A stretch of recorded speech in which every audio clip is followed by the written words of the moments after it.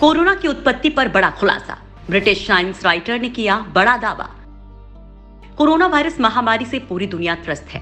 इस वायरस के ओरिजिन को लेकर तमाम तरह के कयास लगाए जा रहे हैं। हर कुछ दिन बाद इस वायरस की उत्पत्ति को लेकर कोई ना कोई नई बात लोगों के बीच आती है। कोरोना महामारी को 21वीं सदी की सबसे बड़ी त्रासदी के तौर पर कहा जाए तो गलत ना होगा। इन सब के बीच सवाल मौजूद है कि आखिर इस त्रासदी के लिए जिम्मेदार कौन है? क्या चीन में वुहान का लैब भी जिम्मेदार है या कोई और? इसमें सबसे प्रमुख ये है कि इस वायरस का ओरिजिन प्राकृतिक रूप से नहीं हुआ है, बल्कि इसे एक लैब में तैयार किया गया है।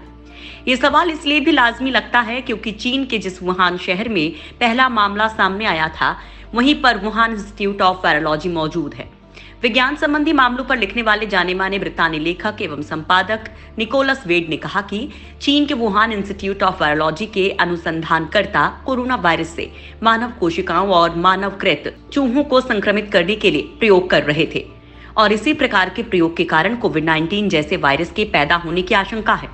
वेड ने इस महीने की शुरुआत में प्रतिष्ठित bulletin of the atomic scientist में प्रकाशित कोविड की उत्पत्ति वुहान में भानुमति का पिटारा लोगों ने खोला या प्रकृति ने शीर्षक वाले लेख में SARS-CoV-2 की उत्पत्ति पर कई सवाल उठाए। क्या लैब में तैयार किया गया था कोरोना वायरस? वेड ने कहा कि सबूत इस आशंका को पुख्ता करते हैं कि ये वायरस एक लैब में पैदा किया गया। सबूत में वुहान इंस्टीट्यूट ऑफ वायरोलॉजी या वुहान में संबंधित प्रयोगशालाओं के साक्ष्य शामिल किए गए। उन्होंने कहा कि वुहान का वायरोलॉजी इंस्टीट्यूट कोरोना वायरस अनुसंधान का मुख्य केंद्र है। यहाँ पर रिसर्च स्कॉलर मानव कोशिकाओं पर हमला करने के लिए चमगादड़ संबंधी कोरोना वायरस बना रहे थे। निकोलस वेट ने लिखा, वुहान इंस्टीट्यूट ऑफ वायरोलॉजी में वैज्ञानिकों की टीम का नेतृत्व डॉक्टर शी झिंगली कर रही थी, जिन्हें बैट लेडी भी कहा जाता है। उन्होंने दक्षिणी चीन में यूनान की गुफाओं की यात्रा कर चमगादड़ों में पाए जाने वाले करीब 100 किस्म के कोरोना वायरस जुटा लिए थे। इस रिसर्च में उन्हें अमेरिका के रॉल्फ एस बेरिक का भी साथ मिला। टॉप वैज्ञानिकों ने भी लैब पर लगाए हैं गंभीर आरोप।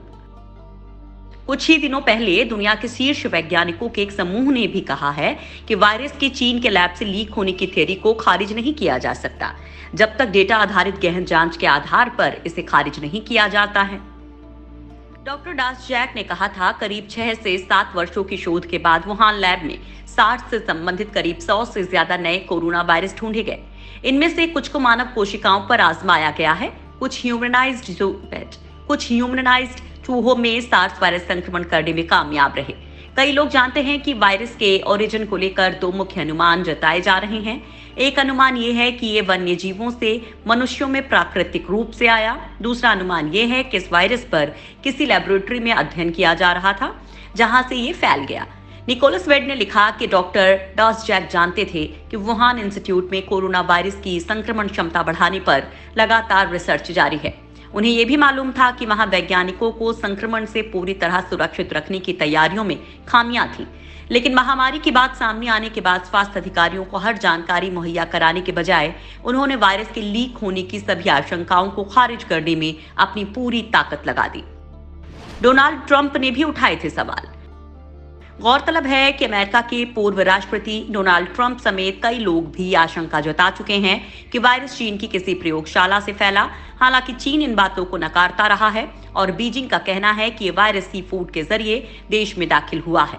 निवर्तमान अमेरिकी राष्ट्रपति डोनाल्ड ट्रंप लगातार सार्वजनिक मंचों से कोरोना को चीनी वायरस कहकर पुकारते थे। इस बात को लेकर दोनों देशों के बीच तल्ख बयानबाजी भी हुई थी।